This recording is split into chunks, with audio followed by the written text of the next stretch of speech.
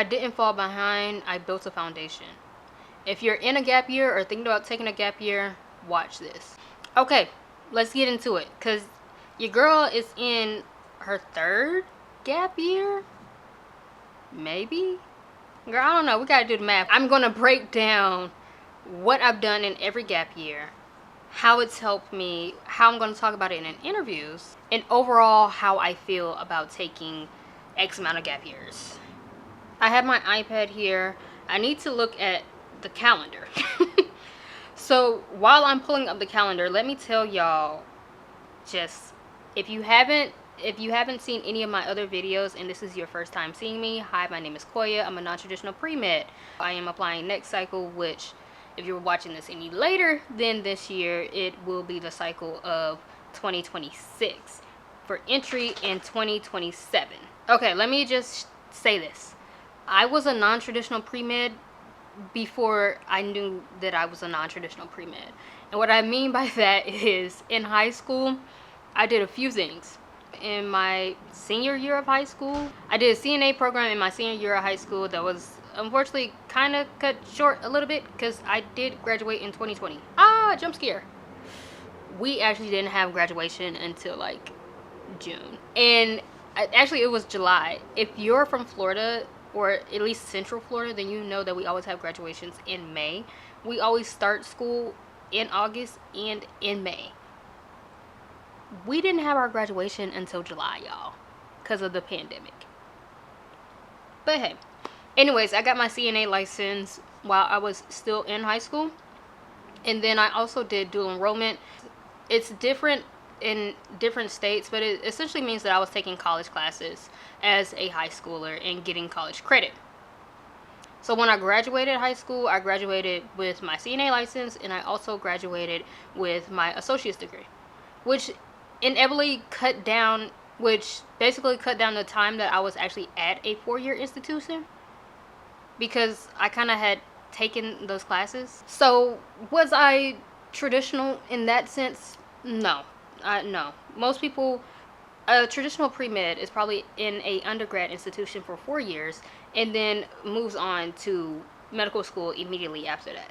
Anything deviating from that plan, you're non-traditional, girl. Okay, I got the calendar up. So I graduated high school.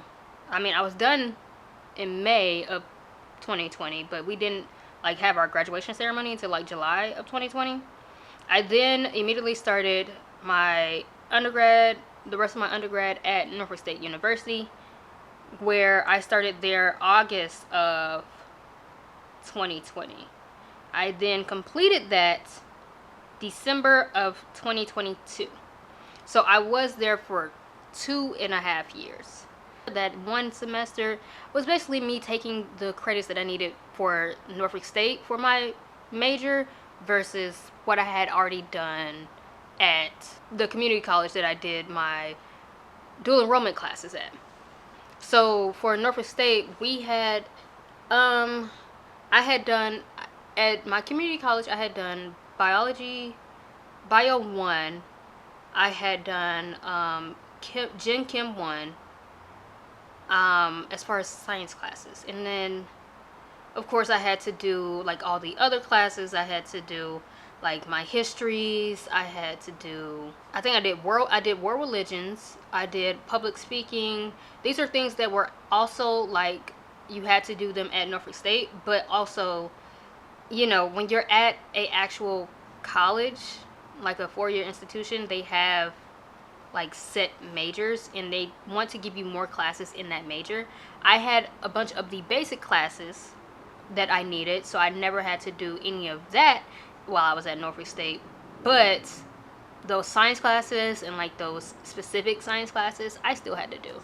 So that's why I had like that half of a year, or that one semester was basically me just taking classes that I needed to take to catch up to, you know, technically my peers, if that makes sense.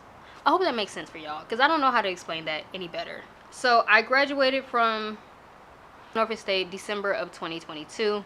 I then, in that time, before I graduated, I applied to Meharry's master program, MHS, or Masters of Health Science. I got into that program and then came up here to Nashville and started that program in July. Well, I moved up here in July, but I started the program in August of 2023.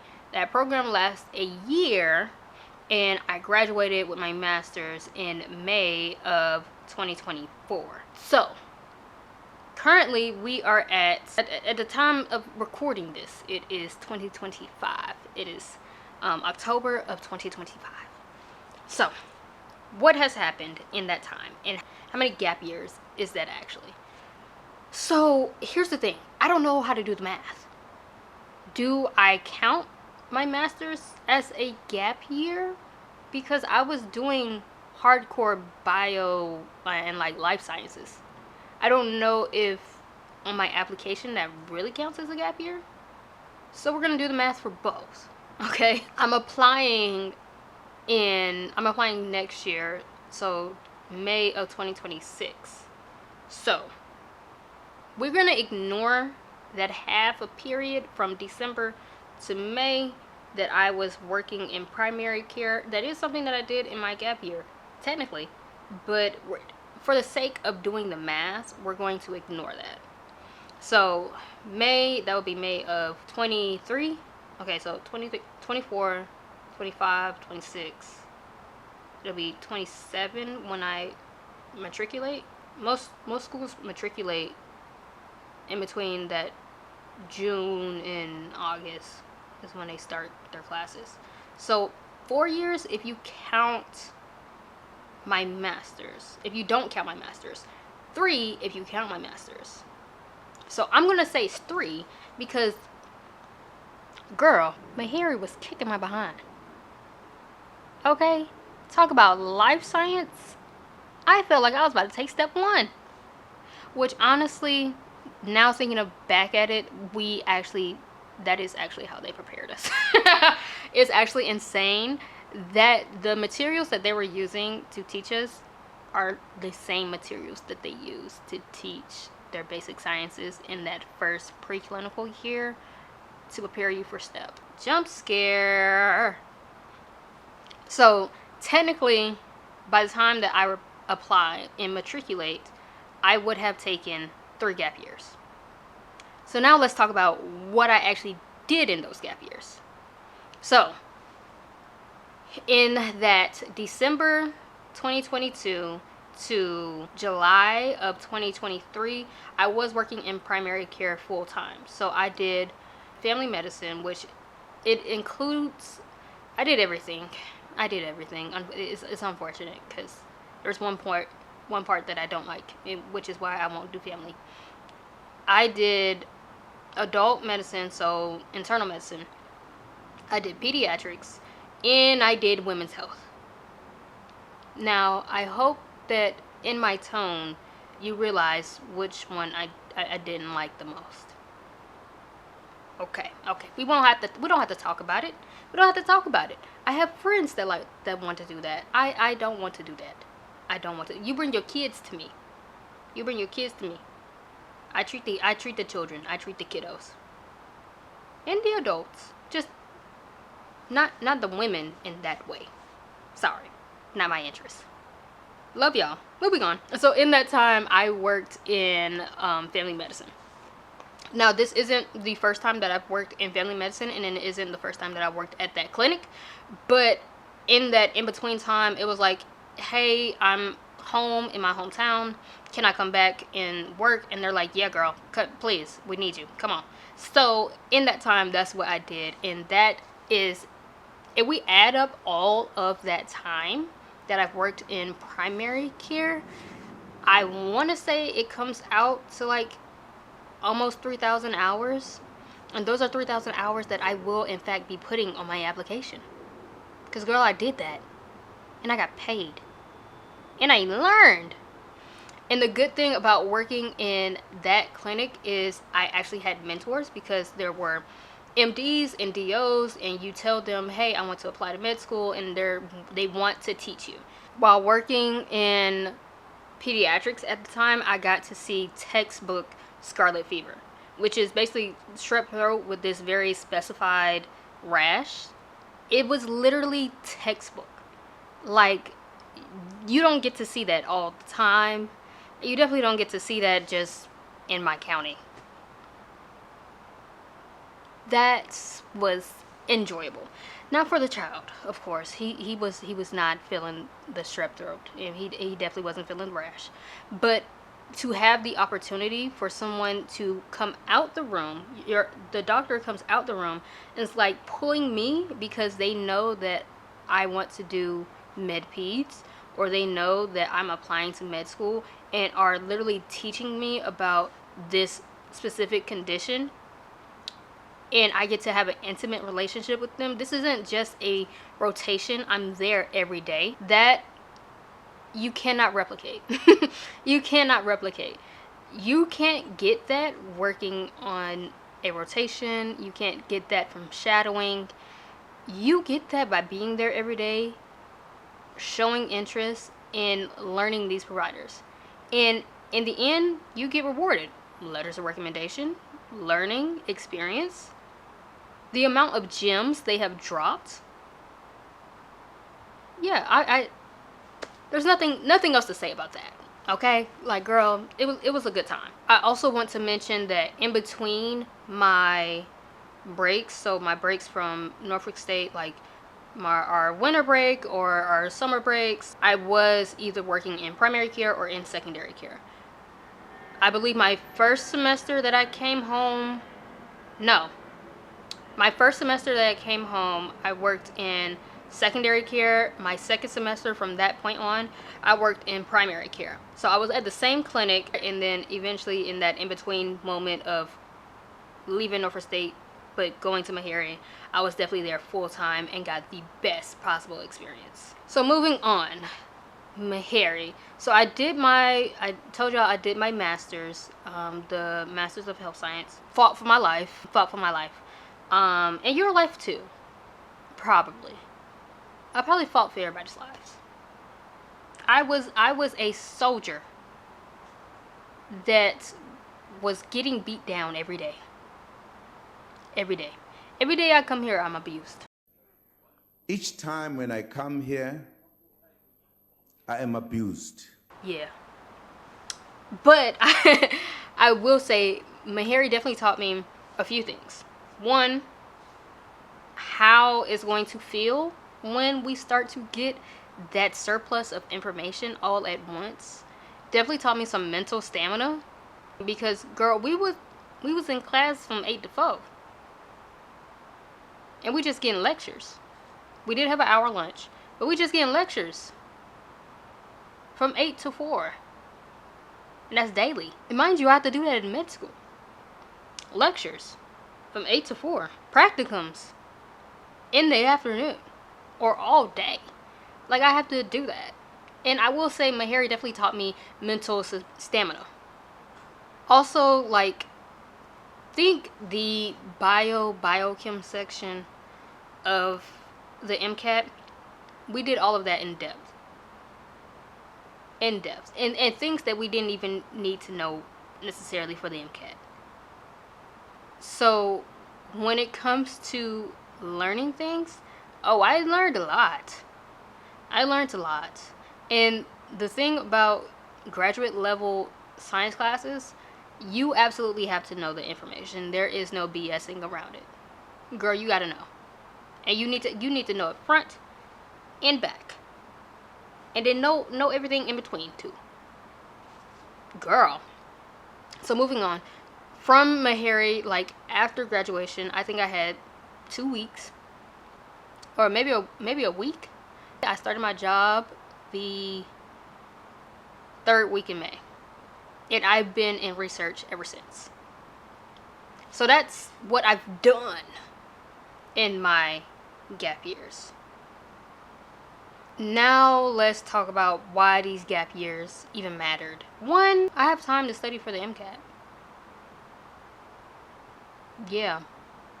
I honestly can't imagine trying to study for the MCAT, and I have like a lot more wiggle room. And in my job now, I definitely have wiggle room, because all that really matters is getting the data. You get the data, you can get out of there anytime you want. Okay, they give them the data, they don't care. They don't care. And you give it to them and give it to them efficiently, hey, you're not there today, that's fine. I have all of your data. I'll look through it, you will analyze it, and then we'll meet. That's research for you. I actually, when I tell y'all I'm running late to work, it's not because I'm actually running late, it's because I have a time that I set for myself. There is no scheduled time to be there. You're there, you do what you have to do, and you leave. That's it. Make the meetings that you need to make. My time is a lot more flexible while working a full-time job. I will say that my job does take mental stamina as well. So sometimes I'm a little low and can't study, and that's okay, somewhat. I'm trying not to be too hard on myself.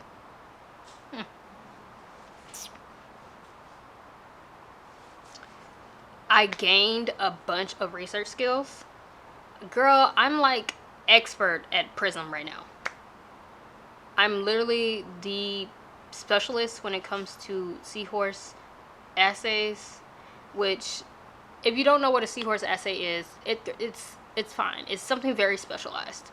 You don't have to know, but just know, me, that's my stuff. I specialize in that. I got to work on papers. I'm currently in the process of replying to comments on a co-author paper, and I'm currently working on my first author paper. I will have the ability to present at important conferences and research conferences. I'm also working on a clinical research study, which is huge when it comes to applying to med school. Also, this study was done before, and they got a JAMA paper. If you don't know what JAMA is literally the top-rated journal when it comes to things. I mean, internal medicine, pediatrics. If you get a JAMA article, you are that girl. You are that girl. JAMA? If I get a JAMA, oh yeah, you won't be able to tell me nothing. Which is also something that I've learned. Journals. How important they are. And this is more than just basic science journals, medical journals, clinical research journals. Girl, you need to join a journal club if you can. The amount of knowledge and information I get by just reading papers, I didn't think that that would ever be my life, and I didn't think that I would ever enjoy that. I actually subscribe to JAMA Internal Medicine, mainly because it's free, because I work in research and they give it to me for free. But I do get the emails, and I do be reading the papers at the first of the month. Oh, new JAMA article, reading that one. I didn't think that was going to be my life. But hey, we're here. I'm more of a nerd than I ever was. Another reason that it matters is I have so much to talk about in my interviews. I actually have so much to talk about. The amount of knowledge that I've gained, the experiences that I've had, I can go in depth on something. I can talk about something for hours. I can talk for hours by myself. So talking about something that I've done and experienced for hours would not be a problem. So it just made me more of a well-rounded applicant to begin with. There are also some things that come with gap years, such as maturity. If I would have gotten into med school directly after undergrad, can't say that I would have made it through. I was not focused. I was not studying properly. Girl, I would have washed out. And that, I'm glad didn't happen, these gap years, because your girl would have been struggling, wouldn't have made it through. Okay? Another thing, that maybe even the most important thing that I've gained from my gap year, is learning how to accept failure. Oh my goodness. I don't necessarily see myself as the perfectionist, but I do see myself as being extremely hard on just me. I'm not as hard on other people as I am on myself, and that's for sure. I would never talk to anybody the way that I talk to myself when I feel like I'm not doing enough. I would never say any of that to somebody else, but somehow I said it to myself, and we are working through that. But I will say the biggest part of that process is learning that it is okay to fail, but it is more important that you learn from your failures. It is important that if you are thinking about taking a gap year, or if you're in a gap year, you make your gap years intentional. Okay, that doesn't necessarily mean going through the checklist of what the best applicant does and being just a checklist applicant. It means let's think about what we can actually get done. Okay, do we want to work on research projects? Do we want to work on clinical projects? Do we need more clinical hours? Do we need a letter of recommendation? Think about the goals that you want to set, and set smart goals. My advice is for you to set in detail 5 goals that you can get through in your gap year. If you know that you're going to take more than one gap year, add a couple more goals on there. Let's get it going. Think about what it is that is most important to you currently. If it is most important to you currently that you get a good MCAT score, and you have the ability to not work or to stay at home and really study for the MCAT, do that. Once you do that, what's going to be next? Because the MCAT is not going to take you a year to complete properly. So what are we going to do for those other 6 months? Do we want to work as a medical scribe? Do we want to work in a doctor's office? Are we thinking about secondary care or working in the hospital space? Do we want to get some certification? Is it more important that we do paid work, or is it more important that we hone into our community? Make it intentional, make it purposeful, and make it something that you actually enjoy. If you know you can't do the words per minute that they need from you to be a scribe, don't do that. Don't do that. Find something else that you want to do. If you're in an area where you feel like you can't do any of that, then do something that you're passionate about. You could start an advocacy group. You can volunteer at your local emergency center. You can work at your local emergency center. You can work with youth. One, be purposeful and intentional for you. That's first. 2, make you a good applicant, or at least give you the experience in translational experiences that you can use in your application. And 3, just make it something that you actually enjoy. Nobody wants to spend their gap years just doing things just because they want to be a cookie cutter applicant. No, girl. Just saying that you did something is not enough. You need to know what you learned from it. You need to be able to expound on that experience.